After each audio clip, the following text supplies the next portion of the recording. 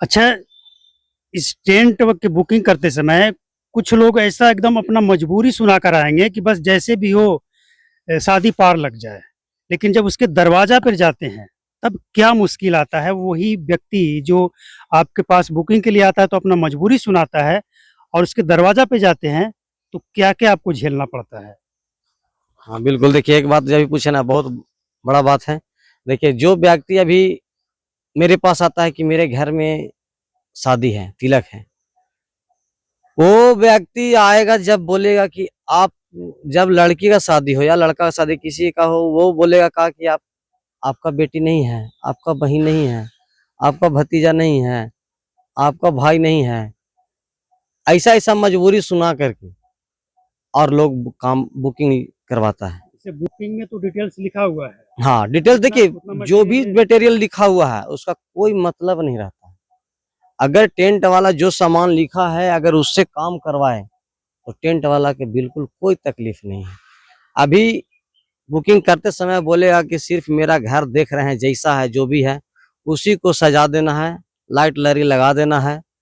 और जब पार्टी को दरवाजा पे सामान गिरने के बाद अब उसका फैमिली मतलब गोतिया जो होता है, गांव में गोतिया जो होता है, सारा गोतिया गोतिया परिवार। परिवार जो भी होता है वो सारे के घर में लाइट और सारे लोग सजाना, सबके घर में मोटर पंप का कनेक्शन देना, सारे लोग में फैन लगाना। और नाली किधर है तो उसको ढकना, गड्ढा किधर है तो सारा ढकना। मतलब एक-एक करते समय लोग बोले किसी तरह मेरा कम पैसा है, मेरा इज्जत बचाइए, बुकिंग करवा लेता है।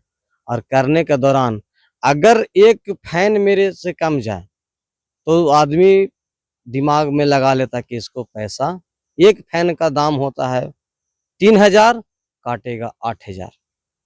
और हम लोग अगर एक फैन के जगह पर 2 कूलर भेज दें तो उसका कोई माँ-बाप नहीं है। अगर आज हम मेरा 1 घंटा जनरेटर बंद हो जाए तो दिमाग में है कि 5000 काटना है।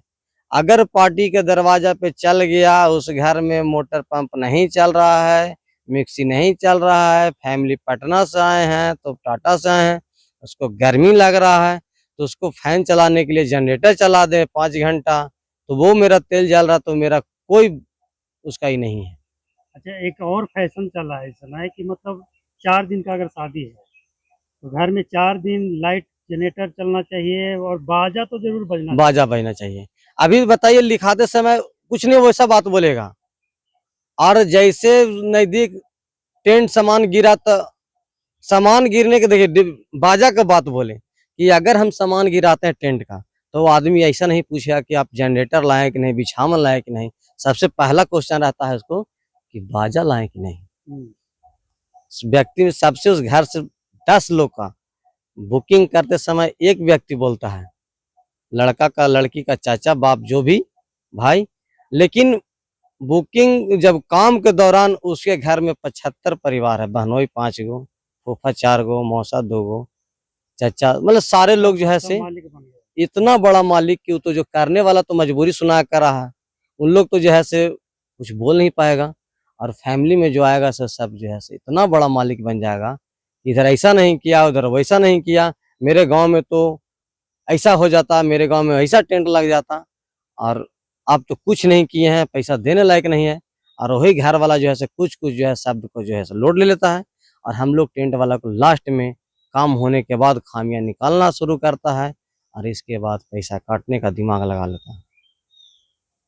कभी ऐसा भी हो कि पैसा कटा है? हाँ, ऐसा हुआ है, ऐसा हुआ है, बहुत ऐसा हुआ है कि जो कि देने का, हाँ, बस कमी कुछ नहीं है, सिर्फ़ उसको दिमाग में घुस जाता है कि हमको पैसा काटना है। बहुत ऐसा होता है कि नहीं देता है। अच्छा, ये सब तो हो गया, मतलब बुकिंग का काम भी हो गया, शादी भी हो गया।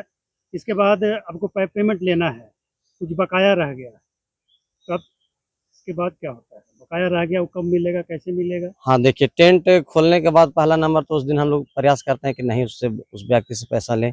2 दिन 1 दिन के बाद फ़ोन करने पर या जाने पर, पैसा लेने पर, वो पहला नंबर पहला प्रयास रहता है कि बाबू अभी हाथ मेरा खाली है, 2-4 दिन टाइम दो। अब 2-4 दिन टाइम देने के बाद जब 8 दिन के बाद, 4 दिन बोलता है, 8 दिन के बाद कॉल करने के बाद, जाने के बाद पहला क्वेश्चन उसका जवाब मिलता है कि अब तो अभी फिलहाल है नहीं, प्रदेश जाएंगे, बाहर जाएंगे तो पैसा पेमेंट उठेगा तो देंगे। अब पहला नंबर जब उसका शब्द बोला तो 1 महीना कहा जाता है कि अभी व्यक्ति गया नहीं है, 2-4-10 दिन के बाद जाएगा। जाने के बाद जब पेमेंट उठेगा तब मिलेगा। कुछ व्यक्ति ऐसा बोलता है कि बाबू अब धान बिकेगा तब देंगे।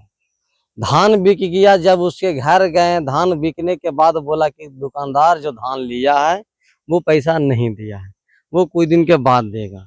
10 दिन बाद फिर बोले तो 10 दिन के बाद बोला कि अभी नहीं दिया है। 10 दिन मतलब ऐसा करते करते 4 महीना और खींचता है लोग। 4 महीने के बाद हो जाता है गेहूं, धान खत्म हो गया, धान उसका जैसे सारा घर में डूब गया धान का पैसा। अब आया बात कि धान गेहूं, गेहूं कब बिकेगा तो गेहूं का पैसा देंगे। हम ऐसे भी बोलते हैं कि लोग को कि ना हो तो आप हमें 5 कीमत जो आप किसी दुकानदार को दीजिएगा, गेहूं दे दीजिए, हम लोग को तो वसूल करना है। लेकिन बहाना करेगा वो कि अभी गेहूं कटा नहीं है तो अभी थ्रेसर से मलाया नहीं है, और होने के बाद फिर बोलेगा अटेंडेंट की दुकानदार लेके चला गया है, 10 दिन के बाद मिलेगा। मतलब बहाना बहाना पे बहाना। अब उससे ज्यादा टॉर्चर करते हैं, अगर कभी प्रेशर देते हैं, कुछ बोलते हैं अगर लानफन, तो वो करेगा तुम काम किया था सही, तुम इधर में ही नहीं लगाया था, इधर में ही नहीं लगाया था, इधर में कॉर्पोरेट नहीं बिछाया। मतलब बकाया देने का वजह से लोग जो है से तरह तरह के बहाना, नुक्स निकालना। आपका वर्कर गलत था तो वर्कर दारू पी के था, तो मतलब बहुत तरह के कुछ भी उसमें बहाना लगा सकता है। उसमें भी जाएगा तो लोग बोल देगा तुम्हारा वर्कर मोबाइल चुरा लिया था तो 4,000 चुरा लिया था, ऐसा करके बहाना करके। उस समय क्या आता है दिमाग में? उसमें दिमाग में आता है कि चाहे तो टेंट बंद कर दो और नहीं तो फिर पार्टी को मार दो, और क्या कर सकता है, थाना सुनेगा नहीं। ये सब समस्या इतना आता है कि इसके वजह से लगता है टेंट का काम करना बंद कर दो, लेकिन करे तो क्या करे।